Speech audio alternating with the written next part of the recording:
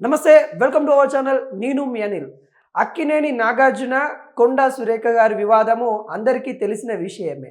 వీళ్ళ యొక్క వివాదము కోట్ల వరకు అయితే వెళ్ళింది. పరువు నష్ట దాఖలాలైతే మరి నాగార్జున గారు వేయడం అయితే జరిగింది. తను చేసిన వ్యాఖ్యలు తన పరువు నష్టం, తన యొక్క మనోభావాలు దెబ్బతిన్నాయి, తన ఇమేజ్కి డ్యామేజ్ అయ్యే విధంగా ఉన్నాయని కూడా మరి నాగార్జున గారు కోర్టు మెట్లు కూడా ఎక్కారు.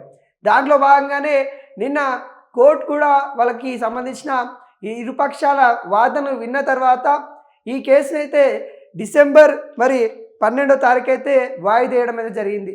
డిసెంబర్ 12వ తారీఖు మరి కొండా సురేఖ గారు ఖచ్చితంగా హైకోర్టుకి హాజరు కావాలి. ఇంతకుముందైతే తను హాజరు కాకుండా తన యొక్క లాయర్, లీగల్ టీం అయితే రావడం అయితే జరిగింది. ప్రతిసారి లీగల్ టీమే హైకోర్టుకు రావడం, హైకోర్టులో వాదించడం అయితే జరిగింది. కానీ ఇప్పుడు కొండా సురేఖ గారు ఖచ్చితంగా కోర్టుకు రావాలని మరి కోర్టు అయితే ఆదేశాలు అయితే ఇవ్వడం అయితే జరిగింది. కొండా సురేఖ గారు ఏదైతే నాగార్జున కుటుంబాన్ని గురించి వాళ్ళు చేసిన వ్యాఖ్యలు ఏవైతే ఉన్నాయో మరి కేటీఆర్ సంబంధించి విషయంలో కానీ గతంలో కన్వెన్షన్ కూలగొట్టకపోవడానికి గల కారణాలు, మరి కొండా సురేఖ గారు మినిస్టర్ హోదాలో ఉండి తను చేసిన వ్యాఖ్యలు ఏవైతే ఉన్నాయో ఒకసారి రాజకీయ వర్గం, ఇటు సినీ వర్గం ఒక పెద్ద హల్చల్ అయిపోయిందన్నమాట.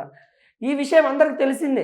అంటే ఆ 2 నెలల పాటు అసలు మొత్తం ఈ సినీ ఇండస్ట్రీ కూడా కొండా సురేఖ గారి మాటలు ఖండించడం, అదేవిధంగా కొండా సురేఖ గారు క్షమాపణ చెప్పినప్పటికీ కూడా నాగార్జున ఫ్యామిలీ పరువు నష్ట దాఖలాలు కోర్టులో వేయడం, అదేవిధంగా సమంత గారు తన మనోభావాలు దెబ్బతిన్నాయని తను ఇబ్బందిగా ఫీల్ అవ్వడం, అదేవిధంగా కొండా సురేఖ గారు సమంత గారికి అంటే ఒక మహిళను ఉద్దేశించి కాదు, నేను అక్కడ జరిగిన వాస్తవాలు చెప్పే ప్రయత్నం అయితే చేశానని కూడా తను సమంత గారికి క్షమాపణ కోరిన విషయం కూడా మనకు తెలుసు. అంటే ఇవన్నీ జరిగినప్పుడు కూడా అక్కినేని నాగార్జున ఫ్యామిలీలో మరి ఈ విషయం చాలా పెద్ద హల్చల్ అయిపోయింది.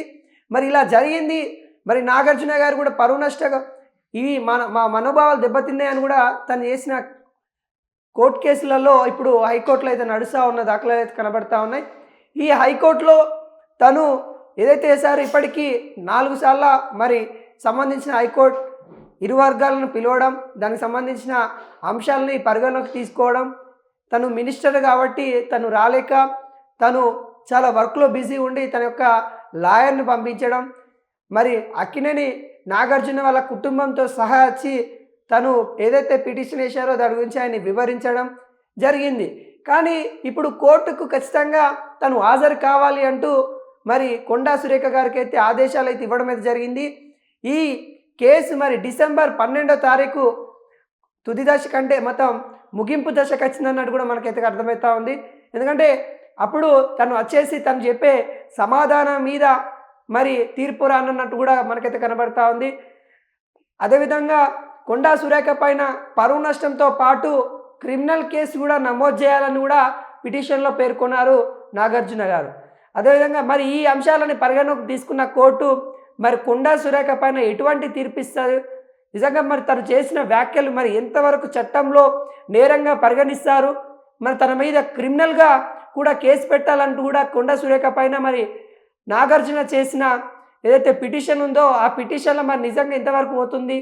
ఇప్పటికీ కొండా సురేఖ వాళ్ళ అడ్వకేట్ తను మాట్లాడుతూ న్యాయ వ్యవస్థ గురించి నమ్మకం ఉంది, తను పొలిటికల్లో ఉండి కొంత ఒత్తిడుల వల్ల తను ఆ విధంగా మాట్లాడింది, మరి పరువు నష్టం దావా కింద నాగార్జున గారు వేసినా కానీ నాగార్జున గారు కూడా ఆమె క్షమాభిక్షణ ఇప్పుడు సారీ కూడా చెప్పింది.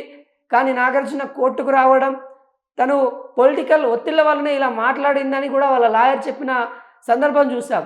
అంటే ఈ అన్ని అంశాలపైన మరి డిసెంబర్ 12వ తారీఖు మరి కోర్టు ఎటువంటి తీర్పిస్తుంది, మరి నిజంగానే కొండా సురేఖ గారికి పరువు నష్టం అంటే మరి ఎంతవరకు పెనాల్టీ వేసే సిచ్యువేషన్ కనబడుతుంది, మరి ఒకవేళ క్రిమినల్ కేసు కూడా మరి ఫైల్ చేశారా అనే అంశాలపైన ఎట్టకేలకి డిసెంబర్ 12వ తారీఖు అయితే మనకు తెలియనుంది. మరి కొండా సురేఖ గారు హాజరవుతారా, మరి కొండా సురేఖ గారు ఖచ్చితంగా హాజరు కావాలని కోర్టు చెప్తా ఉంది. మరి ఒకవేళ తను హాజరు కాకుండా ఎటువంటి పరిణామాలు చోటు చేసుకుంటాయి అనే అంశాలపైన మనం అయితే డిసెంబర్ 12వ తారీఖు అయితే చూడాలి.